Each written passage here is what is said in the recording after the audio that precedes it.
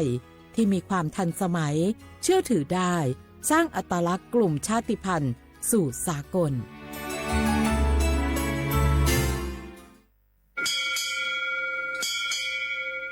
โอโบดาจ้าโอเบชเปอร์เมอซุงคาก็กว่าย้อจงตูดูธรรมาสถานีวิทยุภาษาชาติพันธุ์แห่งเดียวในประเทศไทยทันสมัยเชื่อถือได้แล้วพบกันที่สวทเชียงใหม่ AM 1476 กิโลเฮิรตซ์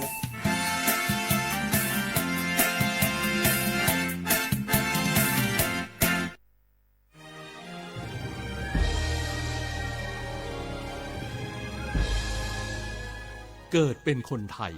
เติบโตบนผืนแผ่นดินไทยจงภูมิใจในความเป็นไทยชาติไทยเรานั้นนับเป็นชาติที่มีความเป็นมาเก่าแก่ยาวนานเรามีภาษาวัฒนธรรมและมีสิ่งต่างๆที่เป็นเอกลักษณ์ให้เราได้ภาคภูมิใจในความเป็นคนไทยเราควรเห็นคุณค่าและมีความรักชาติหวงแหนแผ่นดินอันเป็นมรดกของบรรพชน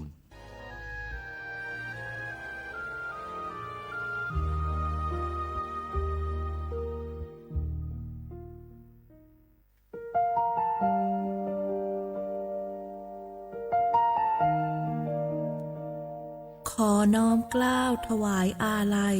สมเด็จพระพันปีหลวงพระแม่แห่งแผ่นดินผู้ทรงเมตตาเหนือเกล้าขอพระองค์เสด็จสู่สวรรคาลัยข้าพระพุทธเจ้าข้าราชการและเจ้าหน้าที่สถานีวิทยุกระจายเสียงแห่งประเทศไทยจังหวัดเชียงใหม่กรมประชาสัมพันธ์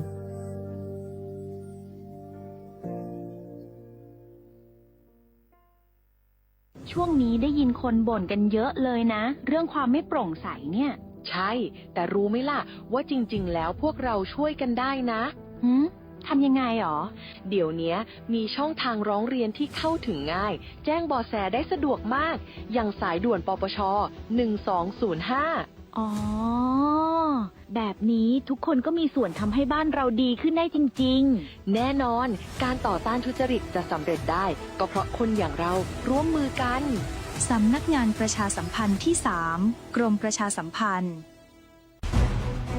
ทุกคนเร็วๆทุกคนเก็บของเร็วๆแผ่นดินไหวแล้วแผ่นดินไหวเดี๋ยวพี่เดี๋ยวก่อนจะรีบไปไหนเก็บของไปไหนพี่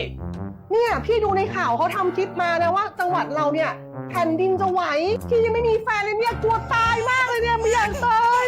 เอ้าพี่ไปฟังข่าวปลอมมาอีกแล้วเหรอทำไมพี่ไม่ไปดูข้อมูลแผ่นดินไหวที่แอป Earthquake หรือว่า Thai Disaster Alert เขาบอกข้อมูลหมดเลยว่าสถานการณ์แบบไหนระดับไหนต้องทำตัวยังไงบ้างอีกอย่างถ้ามือถือพี่ไม่มีเน็ตเนี่ยเขาจะมีเซลล์บอร์ดแคสส่งข้อความแจ้งเตือนมาที่โทรศัพท์พี่โดยตรงเลยพร้อมข้อปฏิบัติด้วยเหลือแค่พี่ปฏิบัติตามนั่นแหละต้องใจเย็นๆลงละขอบคุณมากนะน้องโอเค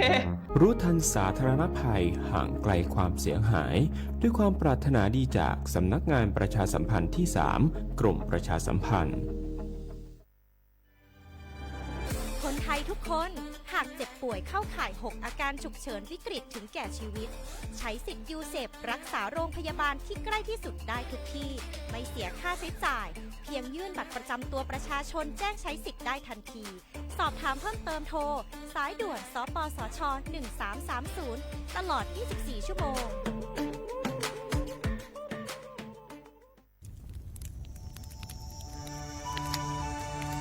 จ่องหู้คาหือก้อนโมก้อนไฟอันเผาอยู่ตีกลางปังนั่นอ่ำเลยหายกว่าตั้งเลยมันเตเป็นฝุ่น PM 2.5 สีขึ้นมาเฮ็ดให้ป้ายอยู่ลีเฮาคาขึ้นในคาอ้อลองลดย่อมปัญหาจึงไหนในอ่ำหยาบค่ะเงื่องแวอ่ำเผายุกยักเหมือไม่ต้นเยือต้นเข้ากับในให้ในสวนเฮาเปลี่ยนมากองไว้จ้อมกันเสเฮ็ดเป็นฝุ่นสภาวะอ่ำนั้นแจกแพยุกยักเฮมันปอดถูกเมียนอีกป้าดังโฮมมือกันฟังด้วยไฟไหม้ป่าเถินเฮาคาถูกดีเลยผูกต้นไม้น้ำเพิ่มปันปืนตีสีเขียวเฮ็ดเฮาจันล้มเสียนใส่ตาเฮากูก็เลยตั้งมุงมองเฮาลีเสฐานหน้ากอกับสืบปืนเผาตี3กรมประชาสัมพันธ์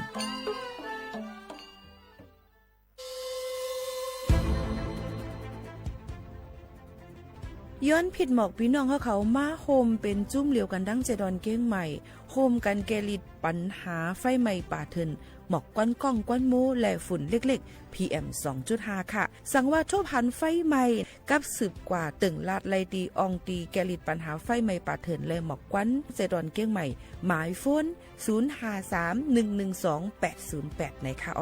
เจดอนเก้งใหม่ค่ะออกปักเปิงหมายมีเฮกังแกลิดปัญหาหมอกควันก้องควันโมและฝุ่นเล็กๆ PM 2.5 เนื้อปืนตีเหลออันอ่ำเลยคว้างเฮาเผาผ่านมาดีแอปพลิเคชันไฟดีห้ามเผากำเร็วในนั้นค่ะอย่าไปเผาล้าอ่ำว่าได้เป็นตีกลางปางอองตีห้ามเผาเกยยุกยักไม่ดอกกูอันในค่ะแต่เอาวันที่1เดือน1อิงเกรด2เหงปลาย26ต่อถึงวันที่31เดือน5 2เหงปลาย26ในผู้เหลอเผอเฮ็ดผิดปักเปิงเตญ่าตัวต่ำตั้งผิดจำหนังปักเปิงหมายมีกำเหลวในนั้นค่ะเลยตั้งมุมมองไฮลีเซห้องการฐานฐานะก่อกับสืบเจดอนเก้งใหม่มาโฮมเป็นจุ่มเหลวกันดั้งเจดอนเก้งใหม่โฮมกันรักษาสภาวะฟิงตื้นเป็นเฮ็ดให้จันล้มถวยเจออันลีต้องฟ้าแสนเสออ่ำมีหมอกควันกองควันโม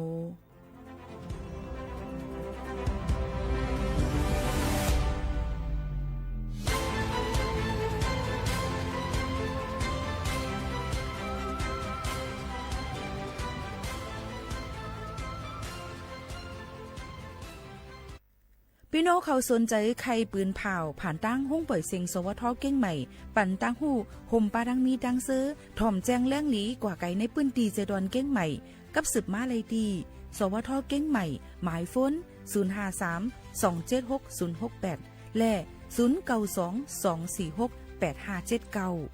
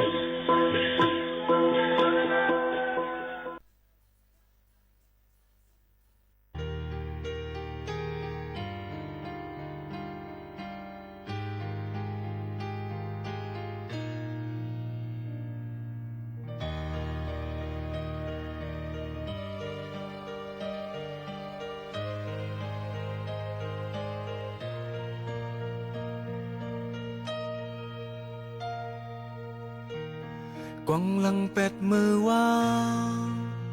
ปนไก่ยาวกว่ากำจะมาอันเตียตอนเปิดไว้ทางอนาคตวันมาเหมือนว่าตาไว้จึงไปเปิ้งสาย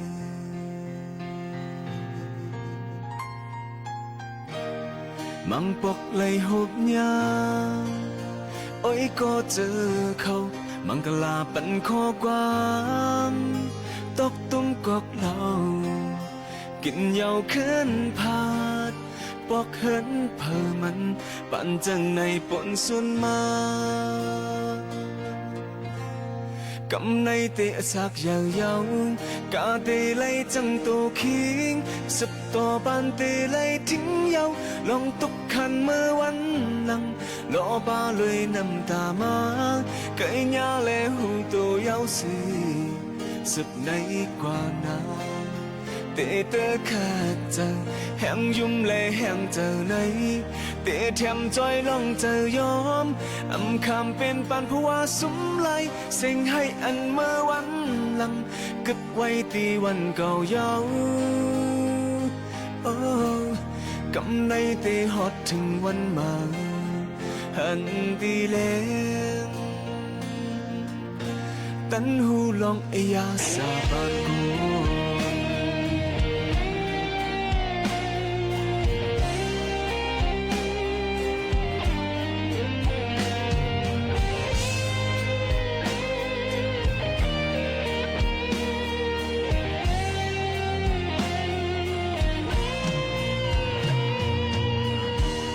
เอาเจอเป็นไม้พาย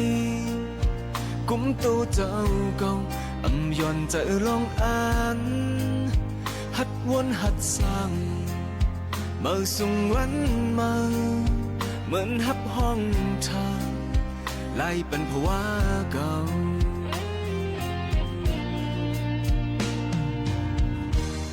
ไม่ถึงเลยยองยอโอ้ยก็โอ้ยสิทางอยู่เขาหูจอน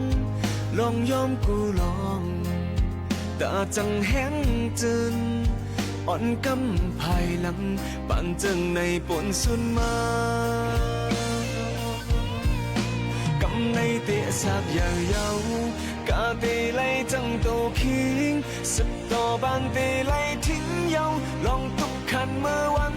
หลังรอบ้าลอยน้ำตามาไก่ยาและหูตัวเยาสีสับในกว่านาเตะเตอขาดใจแหงยุ่มและแหงเจอในเตะแถมจอยลองเจอยอมคำเป็นปันเพราะว่าสุมไหลสิ่งให้อันเมื่อวันหลังกัดไว้ตีวันเก่าเยาโอ้กำในเตะฮอดถึงวันมาหันตีเล่กำในเตะสักเยาเยากาเตะไลจังตัวคิงสับต่อบานเตะไลทิ้งเยาลองตุกขันเมื่อวันหลังรอบ้าเลยน้ำตามาไก่ยาและหูตัวยาวสีสุดในกว่านาเตะเตอขาดจังแหมยุ่มและแหมเจอในเตะเทียมจอยลองเจอยอมคำเป็นปันเพราะว่าสุมไหลเสียงให้อันเมื่อวันหลังกึดไว้ตีวันเก่าเยากำในเตะฮอดถึงวันมาหันตีเลงตันหูลองอยาสาบานโกน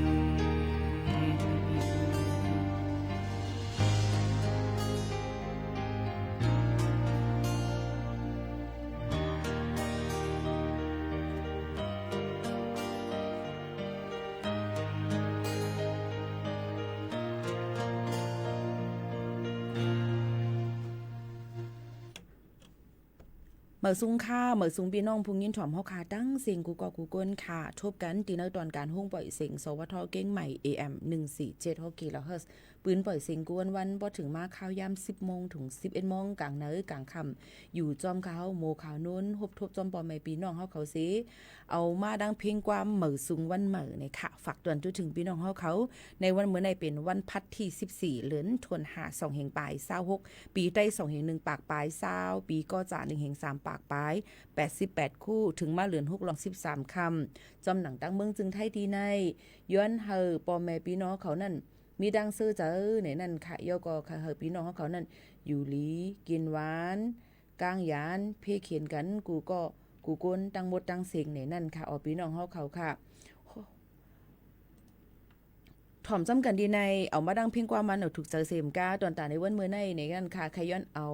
ข่าวเงาเนี่ยค่ะลีตอนตาตั้งหุ้งปล่อยเสียงเก่งใหม่เฮาค่ะในนั่นค่ะอ๋อเมื่อในก็เป็นวันขอบ55ปีนะคะเต็มในวันก่อตั้งหุ้งปล่อยเสียงเก่งใหม่สวทเก่งใหม่ในนั่นค่ะเอามาได้เป็นหุ้งปล่อยเสียงมีทั้ง4ห้องจำกันดีในค่ะจะเป็น FM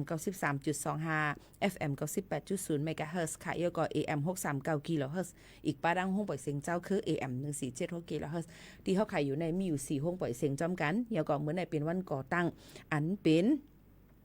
วันขอบ55ปีในนั่นค่ะก่อตั้งห้องปล่อยเสียงเก้งใหม่ที่ห้องปล่อยเสียงเก้งใหม่เฮาค่ะนั่นในนั่นค่ะเตมีจมูลใหญ่คุณเนาะค่ำในตุนที่เก่าเฮาเขาอีกป้าดังสมเด็จพระเทพในนั่นค่ะอันเป็นลูกยิงค่ะเนาะยก็แทงหลายๆฝ่ายอ่อนกันมาอยากเยี่ยมตุ้ยที่ตั้งห้องปล่อยเสียงเฮาค่ะยก็รัดถึงว่าตั้งเจดอนเก้งใหม่ในมีเจ้าคือนำแหน่นก็ในปืนตีสูงนำแหน่นในสิแลเปิ้นก็หันถึงว่าลองลำลองว่าข่าวเงาลองกูสำเสียนเปิงในหนังคือปกติเข้าถึงข่าววันก้นเมืองอยู่จ้อมตามโพยซันลอยอยู่หลายๆตีหลายล่างหลายๆตั้งซึ่งหนังนั้นในเปิ้นก็จ่องไกลขึ้นมาเนี่ยค่ะเปิ้นเตเป็นห้องปล่อยเสียงเจ้าคือในเตเป็นตีห้องปล่อยเสียงในเตเป็นพี่น้องกะเหลี่ยงพี่น้องโมงพี่น้องอาขาจังไหนค่ะพี่น้อง มงในค่ะเนาะพี่น้องเขาจึงหนังไหนคะมีอยู่3เจ้าคือหรือเสนันมาเปิ้นก็ขึ้นสืบมาแทงมีแทงเจ้าคือลีซูในค่ะลาหูในค่ะนะเมียนในค่ะเอียก็ความภาษาความไต้เจิมเจิงหนังไหนค่ะตอนดาข้าวยิ่งหมู่ขาวนู้นเดก็พอถึงวันที่1เดือนเตมาเนี่ยก็ครบ17 ปีอันมาเหตุการณ์เศร้าทางอยู่ที่ห้องปล่อยเสียงเก้งใหม่ที่ในนี่นั่นค่ะก็ลูกยิ่งหมู่ขาวนู้นก็ที่2ซ้ำพอเป็น16เขาใน17จำติดถึงเอาในค่ะเนาะก็เป็นเจิงหนังไหนเยาค่ะก็นั้นแลนองนาการเฮาค่ะอันคึงปองเฮ็ดสร้างอยู่นั่นในค่ะพอเฮาค่ะเฮ็ดอยู่กูว่านนี่เฮาก็ได้เว้นว่ามันอ่ำหึงก็กับมันหึงเนี่ยนะบ่มาสอนด้วยอ่านโฮปีมันเนี่ยนั่นค่ะก็นั้นแลอายุสากลเฮาค่ะนั่นเนี่ยก็มันอ่ำจะว่าเตเอมาดิกๆเดนนำมาลองโตทบตั้งหันลองเปิดตาหันกว้างลองเฮียนหูจำเจในก็ตีขึ้นใหญ่มุนแรงมากกว่านั้นให้เฮียนหูเอาเนี่ยค่ะสืบเอาต่อเอาข่าวเงาอันที่มันเป็นพ่อนดีตอนตาเฮาค่ะอันเลยอำลีนั่นเนี่ยก็ให้เงื่องเว80 กรัมเนี่ยนั่นค่ะอ๋อฝากฟังไว้ปันพี่น้องเขาจึงหนังไหนค่ะเฮามาด้วยแทงข่าวเงาฟิงฟ้าหลาสีกันอีกอ่อนนึงค่ะพี่น้องเขาจะเจออันอยู่ตั้งปอถ่องจึงไทยหลายๆอองตีย้ำพองแต่เร็วต่อบ่ถึงวันที่18ในค่ะเนาะพี่น้องเขาค่ะเตมีฝนตกฝนล้มหมักฮิบตกผ้าผ่าผ้าหลังหลายๆตีเฮาฟังกันไว้ในนั่นค่ะพี่น้องเขาก็นั่นแหละพี่น้องเขาอย่าไปกว่าอยู่ที่กลางปางอย่าไปกว่าอยู่ที่ใต้ต้นไม้หลวงกูกิ่งไม้มันหักเซอป้ายอันปืนเผาสมเจในก็กูมันอ่ำแก่นแข็งมุนแรงลีกูกับล่มกลบิวมาตกใส่เฮาค่ะหลังคาเฮือนเฮาค่ะหรือเลยรู้ลอมเต้ถึงว่าจ่องมันปอลมแห้งว่าจ่องมันติปิว5นี่ค่ะเจิมเจในเฮาค่ะก็หรือเลยหางเฮียนกันไว้ในนั่นค่ะเนาะตอนดาเจ้าให้เจ้าสวนเจ้าหน้าเฮาเขานั่นนี่ก็รู้ลอมเต้ถึงมาเข้าเตาน้ำรู้ลอมเต้ถึงว่าหนังหือมันบ่ได้อ่ำยาหมากเฮ็บหนังหือมันบ่ได้อ่ำมีรองลู่ซุ่มน้ำให้มันอ่ำมีรองลู่ซุ่มมันติเตอร์แคมดีเลยเสเปิ้นนี่ค่ะเอียวก็ตัวสัตว์อันเฮาคาเล็งไว้นั่นนี่ก็หางเฮียนปันติอยู่ด้านเซาเขาให้มันหลอดผลหลอดลมในนั้นค่ะหนังหือบ่ได้แคมเตอร์มานั่นนี่ค่ะเนาะเอียวก็โวว่ากวายว่าเจิมเจในมาว่าเจในเพราะว่าผลล้มๆผ้าหลังมาในไก่ย่าผ้าผ่านำเนี่ยอันนี้ก็รู้เลยฟังไว้เอียวก็กวนก็เหมือนกันนี่นั่นค่ะพอถึงคัดถึงข้าวมันมานั่นไหนหรือปลายผลสอบผลอยู่ก็ผ่ามาในก็สิ่งอักษรใส่ใจเลยเหมือนกันในกูปีตื่นแต่มีก้นลู่หายตายกว่าเลยลองตั้งเพศสภาวะเอามาได้เป็นเพศน้ำโลกเพศลิ้นหยดลิ้นกลลิ้นปังเอามาได้เป็นผ่าหลังจำเจในก็สิ่งอักษรใส่ใจกว่าตั้งนำตั้งหลายอันนี้ก็ถูกลีไลไว้ฟังไว้เหมือนกันเนี่ยนั่นค่ะพี่น้องเขาค่ะเขาขามาด้วยค่ะปอแม่พี่น้องเขาตั้งเจดอนเก้งใหม่ในก็ตันต่อพี่น้องเขาจะเจออันคึงปองให้สร้างการตั้งลีกู้โซใครกว่าลองซ้อมลองหมอกอันหางลีเปิ้นห้องว่าใส่ขันดอกอินทขินในนั่นค่ะอันในก็เปิ้นก็เตกูปีเปิ้นเตมีมาในข้าวในเอาค่ะข้าวเด็กเข้าสู่ในข้าวฝนข้าวจึงไหนเอาเด็กก็เตมีค่ะเปิ้นเตมือว่าค่ะเนาะวันที่13 14 15 16 17 18 19 7วันจอมกันในนั้นค่ะพี่น้องเขาก็อ่อนกันบ่มีข้าวยำโตตันกว่าหลู่หมอกล่องหมอกกันไล่นี่ค่ะที่เสาอินทขินอันว่านั้นก็จะเป็นสายนี้มึงตั้งมึงจะดอนเก้งใหม่อันเปิ้นคึงปองให้สั่งเยาก็เป็นตีอันเปิ้นหยุ่มยำเกอหลีนะคึงปองให้สั่งกว่าเยากว่าหลู่กว่าต้านกว่าไว้เยาในเปิ้นจะมีหมอกมันน่ะมีหลายอดหมอกจังไหนค่ะเนาะแต่มีนั่นค่ะเนาะเขาค่ะกันล่องกันหลู่ในนั้นค่ะบ่กว่านี่ก็ห่างเฮียนไว้โคของ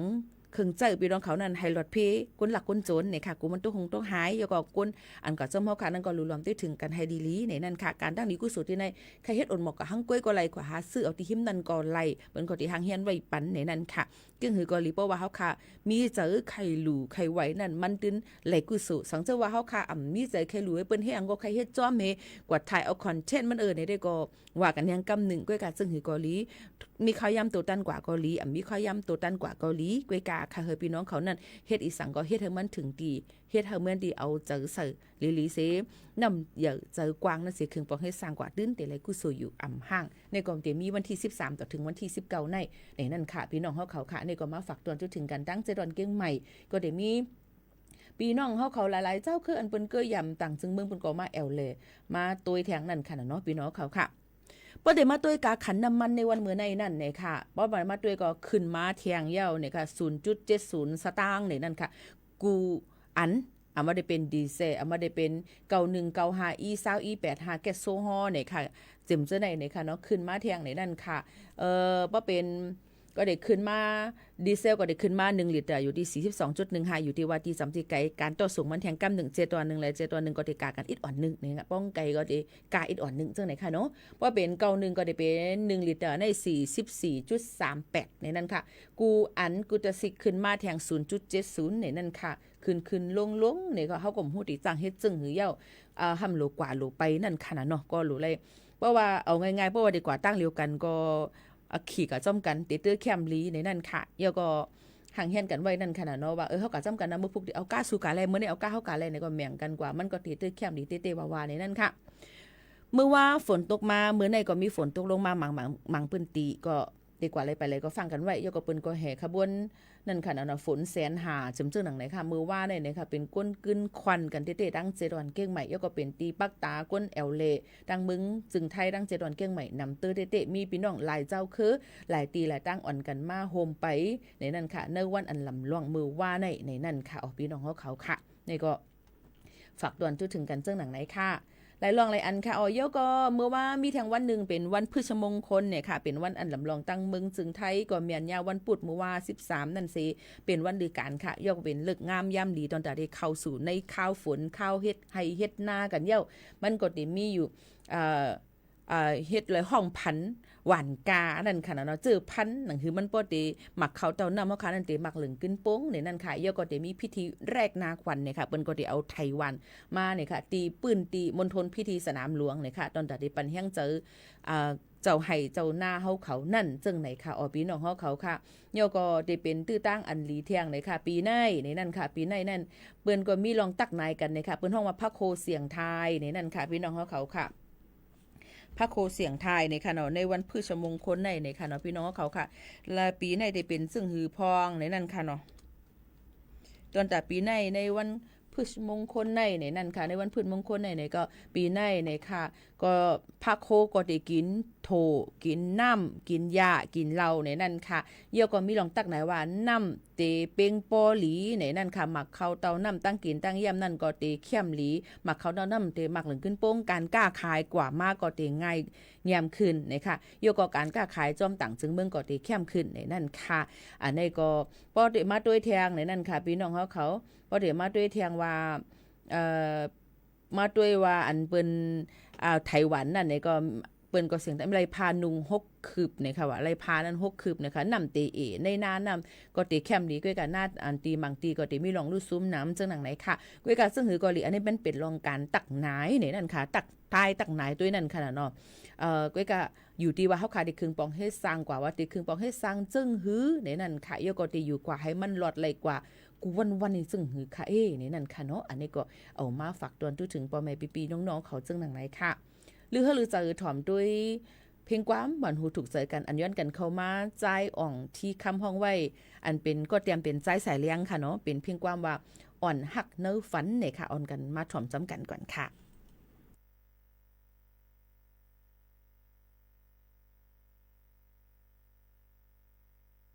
กิ่งย้ำลึกเย็นมีคนมาเศร้าอยู่เนื้อพันอำหูอยู่ที่พักเลิกพายเลิกมาอำตักอำห้องไปซ่องเหยียบยันมาเนื้อพันเพียวมาเนื้อพักดูหูใจเย็นเป็นพันเงาอยู่เหี่ยมเยาเป็นฝันเก่า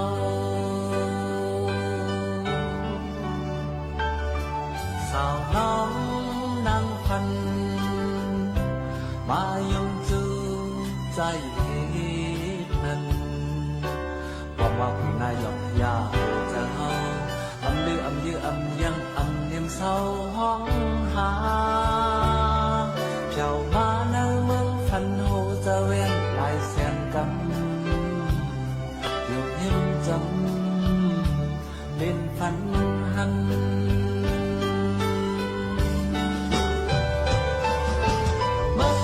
มาปนขึ้นลึกเขียวมานางสองปลายจุดก่อเร็วบอกกันตั้งหาจันผู้เสียมเอาเคินตักมัดมันอ่านสอบเต่าต้องกำเนื้ออกอ่านเต็มเอาก็หมายถึงปืนอ่อนหักเนื้อฟัน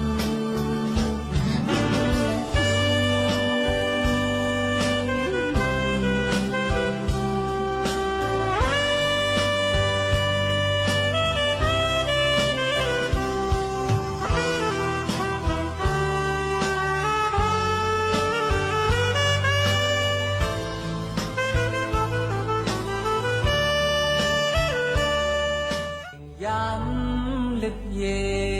นมีคนมาเศร้าอยู่เนื้อพันอำหูอยู่ที่ผักเลอพายเลอมาอำตักอำห้องไปซอกเหยียบยันมาเนื้อพันเพียวมาเนื้อพักดูหูใจเย็นเป็นพันเงาอยู่เหี่ยมเยาเป็นฝันเก่า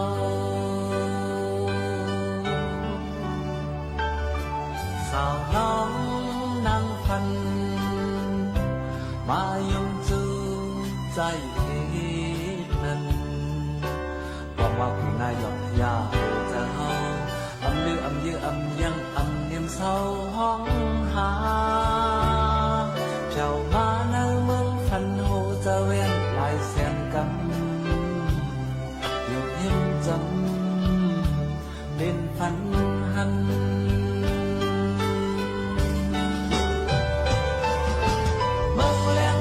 คนขึ้นเลือกเขียวมานางสองปลายขึ้นก็เร็วบอกกันตั้งหาจันกูเสียมเอาขึ้นแต่ตัดมัดมันอ่านชอบเตาต้องกำเนื้ออกอ่านเต็มเอาก็หมายถึงปืนอ่อนหักเนื้อฟัน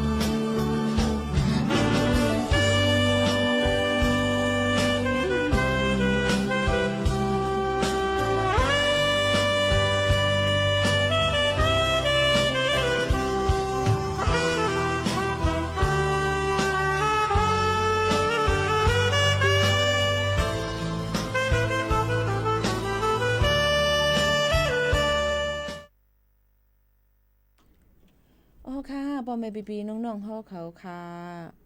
ก็ถ่อมเพลงความใจอ่อนที่ค่ำกว่าในค่ะเนาะเป็นเพลงความอ่อนหักเนื้อฝันในนั่นค่ะมาฝากตอนจนถึงกันย้อนมาตีดังเวงตุนตีเนี่ยค่ะเวงตุนตีในก็ได้เป็นเวงอันดีมึงกัดเย็นมึงหนึ่งนะคะมึงไตปอดจานเฮาค่ะนั่นค่ะเนาะก็จึงหือกอลีค่ะไผเลยกว่าเอลเลนี่ก็ได้มีดังซื้อเจอนี่นั่นค่ะก็กากาปันตะเหลียวในกว่าเลยไปเลยก็หลูเลยตุ้ยข้าวยามหลีวันหลีก่อนในนั่นค่ะพอเดี๋ยวมาตุ้ยเนี่ยค่ะพอเหนือเส้นตั้งเก่งตุงเมืองเพียกอันก้อยก็ในเกกังเก่งตุงเมืองเพียกและเมืองเป้งเจอเป็นตั้งหลุดงอกว่าจอมสันลอยเนืองเมืองไต้ปอดออกในเจ้าหน้าที่เขาแม่เส้นตั้งไปเย้าในแลเพราะผลตกในจึงเส้นตั้งก็เตประหลัดประลิดหมื่นประลุบแปลกเจ้าในค่ะเนาะอย่าผึดหรือใจแห้งหนาในค่ะนะลองตั้งเจิงหนังไหนนะคะเฮ็ดให้มีข้าวยามติดอยู่จอมตาจอมตั้งหึงนั่นไว้ในนั่นค่ะอันนี้ก็เอามาฝากตอนจู้ถึงพี่น้องเขาในนั่นค่ะได้ออกตาไปตั้งก็หลเลยผือข้าวยามมันอิดอ่อนนึงในนั่นค่ะเอาพี่น้องเขาย้อนเบอร์ว่ามันเป็นข้าวเข้ามาในข้าวฝนเย้าจึงไหนค่ะนะพี่น้องเขาค่ะฝากไว้ปั่นกูก็กูก้นจึงหนังไหนค่ะมีข่าวเฮาจังนึงอันเนี่ยค่ะเกี่ยวกับพี่น้องแห่งการยานเมืองเขาจะเจออันเฮ็ดไว้วัดไว้เนี่ยค่ะไปเย้าโตนะคะอันที่ศูนย์ CI อันโดเลยต่อ CI นั่นเนี่ยค่ะตีเตมันติหมดข้าวยามมือครม.วันที่24เดือนเก่าป่นมานั่นค่ะเนาะอันนี้มันเป็นจุบค่ะนะพี่น้องเขาอย่าไปก่อยใส่ล้อแลกันเนี่ยค่ะเนาะอันนี้เนี่ยค่ะพี่น้องเขาก็จะซื้อเฮ็ดด้วยมือมติครม.วันที่24เหลือนทนเก่า2เฮงปลาย26นั่น2เฮงปลาย20หารป่นมานั่นเนี่ยค่ะเปิ้นก็ควักปันข้าวยามติเตมันติหมดวันที่17เหลือนในเปิ้นก็ควักปันข้าวยามเฮ็ดวัดไว้ให้มันถูกแม่นจำหนังปักเปิงมามีต่อพอถึงวันที่17เหลือนทน8 2เฮงปลาย26ในก็กว่ายินแล้วก็กว่าจองคิวจ่ายไว้ที่เคาน์เตอร์เซอร์วิสเนี่ยค่ะที่เอาไว้ดีเลยก็กว่าจะมันเปิ้นนัดหมายไว้เนี่ยค่ะลองตั้งซึ่งหนังไหนนี่นั่นค่ะเนาะก็เอามาฝากไว้ปันพ่อแม่พี่น้องเขาให้เลยครับผู้จอมกันตีในเที่ยงกำนึงในนั่นค่ะพ่อแม่พี่น้องเขาค่ะสืบนั้นมายามพองแต่เหลียวก็มีรองการลักต่อส่งยาเมากำอยู่คือเปิ้นก็ตียอบเลยอยู่กูวันเนี่ยค่ะนึงบางตีเป็นล้านบางตีเป็นอันโหนับโหแสนโหล้านมันเนี่ยค่ะยก็ก้นเฮ็ดพิษปักเปิงหมายมีก่อนนำลึงย้อนเพราะว่ายามพองแต่เหลียวพี่น้องเฮาเข้าหลูเลยฟังอยู่ฟังกินกันเปิ้นก็ได้ห่างเฮียนกันไว้ตอนตาเตเปิ้นได้เฮ็ดพระเพลิงศพเนี่ยค่ะเจ้านางหอค่ำในตนที่เก่าอันเลยรับตานอนเพเนี่ยค่ะซึ่งกรรมย่อมมุนกว่ามือปีกายป่นนั่นเนี่ยนั่นค่ะก็เปิ้นก็หางเฮียนไว้เปิ้นตาได้เฮ็ดปางป้อยใหญ่ล่ำลงนั่นขนาดเนาะก็นั้นหนังหือบ่ได้อ่ำตุ้มเตอลองมันกึมหนังหือบ่ได้อ่ำมีลองก้นหายก้นโจรเจ็มเจ้าในเปิ้นก็ออกปักตาเพียวมวยแปดลองอันอ่ำลีเอามาได้เป็นก้นหลักก้นโจรก้นเฮ็ดหาย5เจ็มเจ้าหนังไหนค่ะยก็ก้นอันอยู่พิษปักเปิงใหม่มีว่าเจ็มเจ้าในเปิ้นก็ ตียอบกันอยู่เคยๆเย้ากอบนั้นพี่น้องเขารู้เลยฟังอยู่ฟังกินกันหนังหือวันเมืองเปิ้นก็ได้มีก้นต่างจึงเมืองก้นใหญ่ก้นหลวงเปิ้นได้มานั่นค่ะเนาะเปิ้นก็ได้ออกข้าวตั้งให้มาโฮมในขณะกอบนั้นเปิ้นก็ผิวมวยแปดลองอันนำดีตั้งหมดตั้งเซ็งกับนั้นพี่น้องเขาก็ฟังอยู่ฟังกินกันอย่าไปจู้ตุ่มกันที่ก้นกึ้นควันน้ำยอก็ค่ะเฮาพี่น้องเขานั่นมีวัดไว้อันมันเต็มทนหมออยู่ฟังอยู่ฟังกินอันนั้นมีเต็มทนเนี่ยก็ฟังอยู่ฟังกินกันกูก้นเสกำในฝักฟังไว้ปั่นกูก็ในโจกาวงวังในเปิ้นก็ตึกผิวมวยอยู่ติ๊กๆเย้าในนั่นค่ะเที่ยงลองนึงย้อนเปว่ามีก้นเขเนี่ยค่ะมินเจนซันในนั่นค่ะอันเป็นอาซัก30ปลายนั่นเป็นก้นอันมีกองกลางแล้วก็มีลองหมักแตกหมกแตกตีจับตัวไว้เนี่ยก็ย่อก็เป็นลองก้นอันก่อการให้ตุ่มเติดต่อการวันกันเมืองเลยลองมันกึมเปิ้นนั่นเสเป็นก็ขึ้นสืบมาว่าก้น1ก้อนเนี่ยมีวัดไว้เป็นหลายจึงเมืองสิงคโปร์เมืองนั่นเมืองเขว่าเมืองไทยว่าไว้10ปีไว้ไปสีควางว่าทำเฮ็ดไว้ที่เมืองเก่งลาวจำเจิงหนังไหนตาเหลวนั่นเนี่ยก็เปิ้นก็อ่อนกันปักตากด7กดทัดด้วยเอาเรื่องให้ถึงตีตอนตะก้นย่อก็เผาออกปันวัดไว้ย่อก็เฮ็ดวัดไว้ตีแล้วในจุบนั่นเป็นซึ่งหือพองตอนตะเผาอันที่กูอันเป็นก้นเขมาเฮ็ดซื้อวัดซื้อไว้นั่นค่ะเนาะเปิ้นก็กด7กดทัดหาวแห้งนี่นั่นค่ะพี่น้องเขาลองตั้งเจอในเฮาข่าวก็โหลเลยฟังกันไว้เพราะเปิ้นมีผืนลีกมาที่เฮาคาถูกดีเลยกว่ายืนยันข้อกว้างเปิ้นนี่สืบสวนใส่ไต่สวนเฮาคานั่นไหนก็เฮาคาก็โหลเลยกว่าลาดเนเปิ้นนั่นค่ะเนาะพี่น้องเขาค่ะในก็เปิ้นก็จี้สั่งให้ค้นหาตนหากก้นต่างเมืองผิดหมายมีข้าวตั้ง3เดือนในให้เย่าตู่แทงกำ1ในนั่นค่ะเอามาได้เป็นผิวล่าง5จุตุ่มกัน5เจิมเจอในค่ะเนาะฟังกันไว้กูก้นค่ะนะพี่น้องเขาค่ะในก็ฝากฟังไว้ปันเนี่ยค่ะย่อก็ภายตั้งเจ้าหน้าที่ปิริเขาก็สั่งการ3ปักเปิงเนี่ยค่ะเอามาได้เป็นจะเจออันเฮ็ดก้นพิษปักเปิงหมายมีเอ็กซเรย์เนี่ยค่ะกวาดล่างเนี่ยค่ะในข้าวตัง3เลินเนี่ยค่ะถอนหลักถอนเงามันกำเหลวในนั่นค่ะเนาะต่อถึงในโจกา6ถึง9เลินในเนี่ยค่ะย่อก็ในข้าวตัง1ถึง2ปีในเนี่ยค่ะเฮากด7กดทัดได้one police เนี่ยค่ะเฮกังรูรวมด้วยถึงเนี่ยค่ะตรวจ7กดทัดด้วยเนี่ยค่ะจ้อมหนังปักเปิงหมายมีเปิ้นตามวางไว้นั่นเอาพิษให้นักๆหนาๆกอบนั้นลองตั้งเจอในพี่น้องเขาฟังอยู่ฟังกินกันจ้อมในนั่นฝากฟังไว้ปันกันค่ะข่าวเงาแทง1อันค่ะเมืองไทยได้กึดยึดลองเขาเมืองรวยฟรีวีซ่าเนี่ยค่ะพี่น้องเขา60บันเสติ7กดทัดแห้งหรือเสเก่าค่ะพี่น้องเขาจะเจออันกว่ามาอันรู้กว่ามาเจอในออกข้าวตั้งเจอในรู้เลยฟังกันไว้จ้อมเนี่ยค่ะเนาะลุงปองจึงเมืองไทยเลยปันขอซับเลี้ยงไว้ว่าได้กึดยึดหมู่เปิงเขาเมืองรวยฟรีวีซ่า60วันได้ขึ้น7ทัดทองวีซ่าตั้งเซงขึ้นเมื่อตอนตาเฮกังจุ่มก้นให้จุ่มสร้างหางเฮียนก้นแอวแหลเสเข้ามาในเมืองลองในจอมพ่องหลวงอนุทินชาญวิรกุลก่อเลยหมอกลาดถึงว่าลองวีซ่ามีลองแหลกไล่สั่งหลายๆจึงในจึง1กึดยึด8ฟรีวีซ่า60วันแหลกไล่เป็น30วันย้อนว่าก้นแอวแหลกำนำอยู่ในเมืองไทยหึงหมอกเกาวันกล้วยนี่แหละจังมุงหันว่า30วันนั่นกลุ่มโทนเย้าในนั่นค่ะกอบนั้น96มึงเจอไหลสุนอยู่60วันนั่นติกึดยึดแบตหลากหลายเป็น30วันกล้วยเนี่ยอันนี้หลูเลยถ่อมด้วยลีอย่าไปกวังค่ะเนาะพี่น้องเขาค่ะอันไรอันนั่นเนาะแล้วก็อันที่2ค่ะตั้งกอกลุ่มคอมมิตี้7ทัดวีซ่าเตอำ7ทัดวีซ่าแอลเลกวยเต7ป้าดังวีซ่าการเฮียน EG วีซ่าลงตื้นล้าง BOI และวีซ่าตั้งเมียวแทงตั้งเซงเมื่อวันที่12เดือนเมษายนนั่นแลแต่ตั้งกอกลุ่มการคึกต้อนแต่ที่7ทัดทองรองในไว้เย้าในนั่นค่ะข้อที่3ซ้ำลงปองจึงเตอำไว้ลองใหญ่ตีโหนับก้นเขาเมืองน้ำเตไว้ลองใหญ่ตีก้นแอวแหล่ซื้ออันมาแอวเต้แหล่ซื้ออันมีจันนั่นก้วย4กุมทิ้งจุ่มก้นให้ย้อนปัญหาจุ่มก้นให้เจ้าเคอแข่ตีเมืองปัทยาแหล่ลองกล้าขายกองกลางพิษหมายมีเตทัด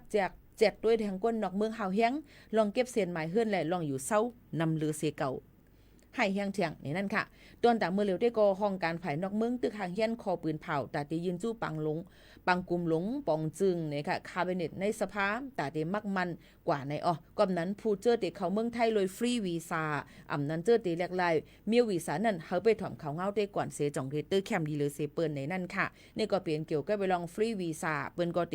ลดยอมในนั่นค่ะ60วันหรือ30วันนั่นก็ยก็บางอันอยู่ในเตจางมีลอง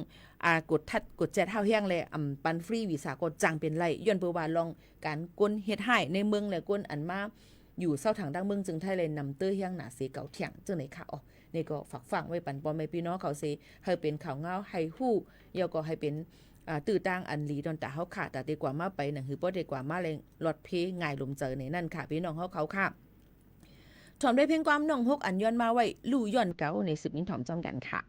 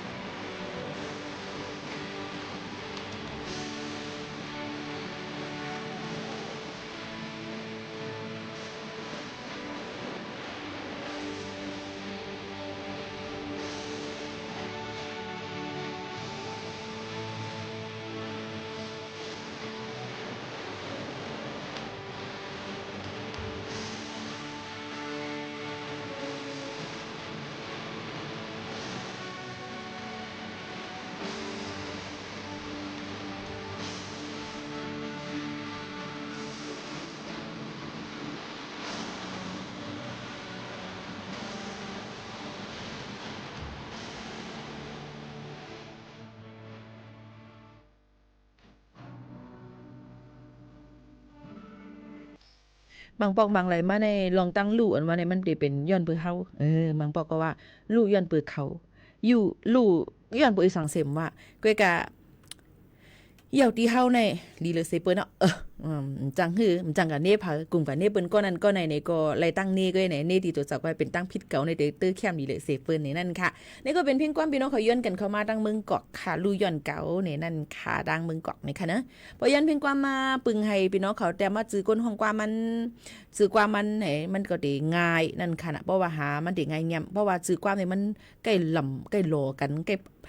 ผ่ากันซึ่งเหนือใกล้เหมือนว่าเพลงกว่าเหมือนกันให้ไหนอ่ะเหมือนจังว่าขำเจ็บก็เลี้ยว5เนี่ยนั่นน่ะหักเนี่ยมันเหมือนกันนะมันบนห้องมันทำเหมือนกันบางปอกมาในก็หยับคันเจอไว้อยู่ในนั่นค่ะตอนนั้นได้เปิดเพลงความยามพองตะเหลียวในเรื่อยเพราะว่าเด็กกับห้องความเนื้อคิงของสเต็ก5ในเข็มเปียวมวน5ในเด็กกับห้องความในกีฬาสิมว่าในเดี๋ยวเลยกับย้อนควางก้นห้องมันก้นเตี่ยมันเนี่ยค่ะตะเหลียวเนี่ยนะตั้งตะเหลียวในก็ว่าเป็นป้ายวนส่วนตัวค่ะได้ก็ข่าวว่าเพ่งความอันเปิ้นห้องออกอันห้องเฮ็ดออกมานั่นเฮาหลุเลยให้เปิ้นจับซุบจับปากเปิ้นในห้องให้ไล่มังปอกมาในเพ่งความ1หูในห้องดิ่งหือต้องใจต้องใกล้ๆเป็นเพราะใกล้ๆเป็นเนี่ยเนกมา7 3ตัวบันพี่หมู่ขาวโน่นอีกนึงมังปอกมาจับซุบจับกันน่ะเวนสีขาวเลเมาปีเจ้าค่ะใกล้มาหรือกำกว่าก็เวนสีขาวเลให้หนึ่งใกล้ๆเป็นมือนั่นจังในดองใจใกล้ๆเป็นจังน่ะมังปอกมาก็มือน้องนางมาฮอดถึงเก่งตุงกำกาก็กินข้าวแล้วก็หันพี่ใจก้นละวันก็1ห้องให้ในดองใจใกล้ๆจับซบจับปากจังไหนก็นั่นแหละเพราะว่าป้ายวนส่วนตัวปีหมู่ขาวนุ่นว่าได้ก็เพ่งความในอันเฮาคาเตรียมออกมาในเฮาตื้อหมั่งเกอเฮาก็ใครให้เพ่งความเฮาคานั้นมันหลังเมื่อไหร่เพ่งความเฮาคาเปิ้นห้องจับซบจับความไหลเปิ้นห้องจอมเฮาไหลนั่นบอกว่าเฮาคาเป็นเพียงความเฮาคานั้นมันเข้าถึงเปิ้นไหลเมื่อไหร่ที่เฮาคาในก็กลุ่มเขียนมันก็ห้องก็อำไล่ว่าเฮ3เฮงว่าอันนี้ก็กลุ่มหลวงบ่ได้ห้องก็นึงเข้าตั้ง1ปีบ่ปนให้1ปีมาพาเดมาห้องเฮาค่ะล่ะมีไผใครห้องเฮาค่ะเพราะนั้นเผาดื่มใครห้องอย่าว่ากลุ่มเขียนล้ำเขียนกันให้นั่นติ๊กๆนี่ค่ะเนาะก็นั้นไปวนเฮาค่ะในมันหลูไรเปิดกว้างตอนน่ะเพ่งความต่างจึงเมืองเปิ้นมีเขาว่าซองอ่ะเปิ้นมีเก่าว่ามันเป็นห้องเพ่งความมาหล่ำเทียงต่างอันเนี่ยเปิ้นทั้งห้องเปิ้นก็เตรียมว่าก้นห้องมันเตรียมมันเผาเปิ้นก็มีไว้อยู่มันก็ว่ากำนำไปวนพี่น้องเฮาค่ะมังเจอก็ว่าเขาก็ห้องความนั่นน่ะเขาย่ำลาแล้วก้นเตรียมมันเป็นเผาอีหังว่าข้าถามได้ด้วยว่าเนื้อเข่งเปียวมวนเนื้อห่านขายตั้งกินตั้งยำเนื้อห่านขายในเสียงอาหารจ้ะเนี่ยเปิ้นห้องเพียงความเนี่ยทำติเลลาดป้าค่ะเฮาว่ามือซุงคาเฮาจื้ออันนั่นผมจะปึงอิงกุงพระราตราสังคาเจ้าเฮาเขาเจ้าตีเจ้านำเจ้าลิ้น10นาผ้า8นาเมืองสิเจง8ปาสินา8ภายเขาจื้อก้อนนั่นเกิดมือคันนั่นเดี๋ยวห้องความก้นในเตรียมมือปีนั่นห้องอัดตีในเพื่อเจ้าตีห้องในก้นถอมันมีเอาค่ะก็นั้นเฮาหลูเลยวนว่ามังลองมังอันมามันอยู่กับตีมันมังอันนั่นในก็มันก็ติมีแบบว่าเฮาจุลิเลลัดจึงหือบางทีมาเฮาก็หลูเลยคึงปองให้สั่งกว่าจึงหือเนี่ยกลุ่มกล้วยว่ากลุ่มมะลาดว่าก้นเตรียมมันความก้อนไหนว่าใจเสียงหันเตรียมเมื่อปี1เฮง9ปาก89เข้าห้องอัดเมื่อปี2เฮง2ว่าเฮ็ดออกมาเมื่อปี2เฮง3มาลื่นหลังมาเมื่อ2เฮง4มันไปถ่อมไรเหปอค่ะก็นั่นแหละเฮาหลูเลยเปิดตาหันกว้างมังลองมาอันจอบางลองมาอันมานั่นเนี่ยเฮาขาก็ถูกดีไรคึงบอกให้สั่งว่ามือเฮาขากับห้องเพ่งความนั้นมันเป็นตีแล้วอำตับหลุลัดก็ไล่เขาว่ามันก็ห้องมันในรับตาลืมมึงกว่าเหี่ยวค่ะมันเตรียมไว้มือมันมีอันก็หักมันจื้อก็นั่นเหี่ยวก็มันแปลนมันไปเจ้าอย่างนั้นค่ะเนาะเฮาก็หลุไล่ฮู้ตีฮู้ตั้งมันนั่นค่ะเนาะมันขึ้นใหญ่มันขึ้นกาบเอาค่ะด้วยค่ะเปิ้นใน1โจมว่างเปิ้นได้มาเนี่ยเปิ้นว่าจะมีคอนเสิร์ตเป็นถอมเพลงความปังห้องความก็ใน1โจมว่างในเปิ้นปันเนี่ยเปิ้นมีหังมาคันในเกกลางมันเปิ้นนี่คึงปองให้สร้างหังก้อยเปิ้นค่ะ1โจมว่างนั่นในค่ะเนาะเปิ้นได้เฮ็ดห้องความเปิ้นจึงหือนี่ค่ะอันนี้พี่น้องใต้เฮาในหำหลูเลยย่องคืนหรือเลยย่องกวนมันค่ะพี่น้องเขาอ๋อค่ะสืบเสในค่ะอยู่ดีในเสย้อนพิษหมวกเอากำนันติ๊กก้นถอมก็ไข่ปลายเนาะผลตัวย่อยของไข่ปลายน่ะไหนก็นั้นมันก็หลูเลยมีรองมีตังมันเนี่ยนั่นค่ะเพราะเป็นคอนเสิร์ตเพราะเป็นปางถอมเพียงกว้างแต่มันก็ติมีเป็นคักเป็นตอนกว่าเปิดตาหันกว้างหันเลี้ยงในตัวตั้งต่างจึงเมืองมันก็ติแคมแลบลีในนั่นค่ะก็มาฝากตอนถึงพี่น้องเขาเจ้าหนังไหนค่ะผมเจ้าภาพตอนกูก็เนี่ยมันก็ว่าใจถึงเนียนค่ะน้องพัดค่ะนี่ก็เป็นก้นอันซักกิ้วซักซุปนี่ค่ะต่อมอยตาคนตาหางลีหางงามนี่ค่ะเนาะนี่ก็กว่าจ้องคิ้วกันไล่คิ้วยาวนั่นค่ะคิ้วยาวน่ะเพราะปีโมกาในหลูเลยจ้องคิ้วไว้ก่อนนี่ค่ะพี่น้องเขาค่ะผมจ้องคิ้วในอย่าละลีกว่าค่ะคิ้วเต็มอยู่ดาสีนี่ค่ะนั่นก็ได้เปลี่ยนอยู่ดังโดตัดคำเต็งนะคะกว่าปีโมกานู่นค่ะใครๆเลยบนห้องอีหังคิ้วตาหางลีหางงามคนตาหางลีหางงามนี่กว่าหาดีชังกันนั่นไล่นี่ค่ะเนาะไหนค่ะเจ้าไหนเนาะก็เนี่ยดึงเขาลือใจเมื่อไกลพี่น้องเขาย้อนกันเข้ามาเพียงความเจอถึงเมืองปั่นค่ะพ พี่น้องขอย้อนมาต้องตึกอยู่ค่ะคือจะถึงเมืองปันอีหมู่เขานนที่เปิดปันเยาค่ะนะแค่นดอกเปิ้งมุมมองทอมค่ะเนาะว่าเปิดปันเยาว่าอันคายย้อนกับเมื่อไกลย่ำไปเปิดหลายยาวาล่าเลยค่ะจะถึงเมืองปันค่ะจึงไปเบิ่งซา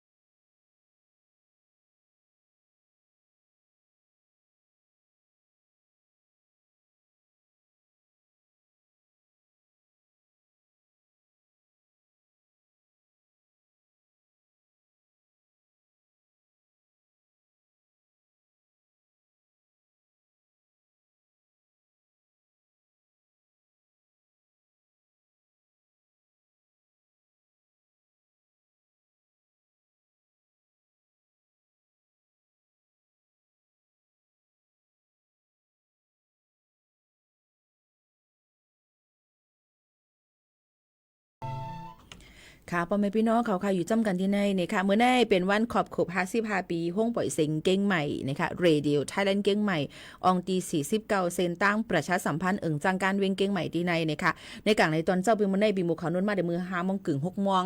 กระส่งลูกที่ห้องเฮียนมาให้เฮาก็ป่นมากันในนะคะ7:00 นปลายนะคะเฮาค่ะเลยไวสากะระวะนะคะอองตีอยู่ด้านเซาเฮาค่ะในนั่นค่ะเนาะโยก็ตาเหลียวตึกเป็นข้าวยามตีสังขาเจ้าเขานั้นกลับซ่อมวันเดียวค่ะเมื่อไกลเป็นดูเปิ้นต้านมือพองเฮาค่ะจัดรายการในนะคะเนาะนี่ก็ย้อนซื้อหาห้องไวเสียงเฮาค่ะอยู่ดีกินหวานนะคะขึ้นอย่างหึ่งๆอยู่เป็นอ้อยก้อยซิซัมพี่น้องเขากว่าหึงนานนี่นั่นค่ะโยก็เขาค่ะก็อยู่กว่าแต่ว่าถึงสักมันเอาเป็นเสียนนั่นขนาดเนาะ60ค่ะไหนแต่เหลียวนี่ก็อยู่แทงหลายๆปีอยู่ในนั่นค่ะอยู่ร่วมกันที่ในอย่าไปพุ่มมือพุ่มจานกันกว่าตั้งไรอยู่เป็นอ้อยก้อยเสียที่ในก่อนเพิ่มมีลูกมีหลานนะคะมีวัดไว้ไทยเลยเฮียนไว้ที่เอสุดมันม.6ในนั่นค่ะเนาะที่เอสุดมันเนาะม.6ในนั่นก็สังเจินนำเลยเสียนั่นก็เตอร์แคมดีในก็เพราะว่าหมอรัดความไต้ปีเพนหมอเตรียมลิกไต้ห มาเปลี่ยนภาษาความไต้เจ็มจึงในจึงพี่น้องเขาหมอเตรียมข่าวหมอลัดข่าวหมอไว้น้ำหนักขอความเพียรเจ็มจึงในมาพึกการตีในแล้วก็ไปมาสืบเป็นผู้จัดรายการตีในกว่าไรเที่ยงในแต่เจอแต่คือไต้เฮาขานั่นในนั่นค่ะก็นั้นแหละเปิ้นเอา1ก้อไว้ขานาเปิ้นเอาหลายก้อก็นั้นพี่น้องเขาก็ห่างแห่นกันไว้นะคะมีลูกมีหลานก็ในนั่นค่ะเนาะบ่ได้ถามลูกถามหลานค่ะก็ถามลูกค้าอยู่นะคะว่าลูกต้องสนใจ5นี่ค่ะว่าแต่เหลียวได้ก็กำไต้ได้ก็ลัดไว้อยู่ลัดอยู่หมอลัดอยู่ปีเพี้ยนดีอยู่ถามว่าพอถึงข้าวนั้นมาต้องได้ว่ากันแทงกำนึงนี่ค่ะว่ายันปืนสั่งยันผู้ว่านาการกันในนั้นเงินเหลือมันพี่น้องเขามันเลยนำมันเปิ้นนี่ค่ะให้การต่างตีเลยนำล้วนกับปานไปวนตะเหลียวนั่นเขาก็สำรวจเลยเงินเหตุการณ์นาการลีเงินต้องเลยนำจังนั้นค่ะเนาะก็นั้นเลยมันก็ได้ทางอย่างว่าปีโมเขาโดนเหตุการณ์ที่ในเลยเงินนำนามานำสังขะพี่น้องเขาค่ะมันเป็นการหับการคุ้นนี่ค่ะอยู่เลยเจอหักนี่ค่ะเนาะยก็เลยอยู่มาจอมตีในดีกว่าต่างตีดังสีเลียนกับเหตุการณ์ต่างตีกว่าให้ลูกน้องเปิ้นนี่ก็สำไรอาซาก็สำน้ำป่นเนี่ยอ่ำไรนี่ค่ะเนาะสั่งเป็นไรก็เลยเหตุการณ์หังกวยก็เหลียวกวยในนั่นค่ะเนาะในก็หมอกลัดถึงพี่น้องเขาเนี่ยค่ะวางแผนกันให้ลีๆในนั่นค่ะวางแผนกันไว้ลีๆที่เหตุการณ์อีสังเกาะในนั่นค่ะผ่าดันเมื่อดังเพ่งกว้างมันหูถูกใจกันก่อนค่ะสืบห้องความเก่าในนั่นค่ะยิงเหล่าหนุ่มหอมห้องไว้สีขาวยิงโมขาวนั้นผ่าดันเมื่อก่อนจองทุบกันเที่ยงค่ะเมื่อสุงค่ะ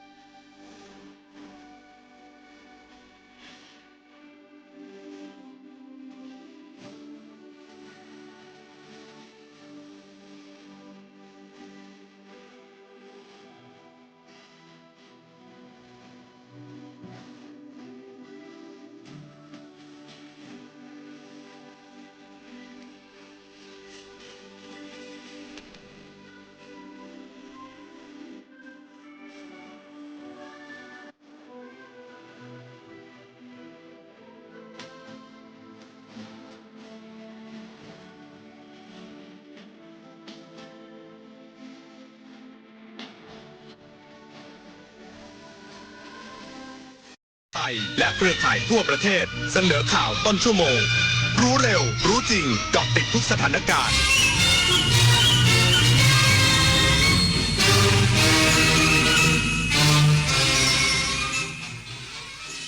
รับฟังข่าวต้นชั่วโมง 11 นาฬิกากับพฤทธิ์แก้วพิบูลครับ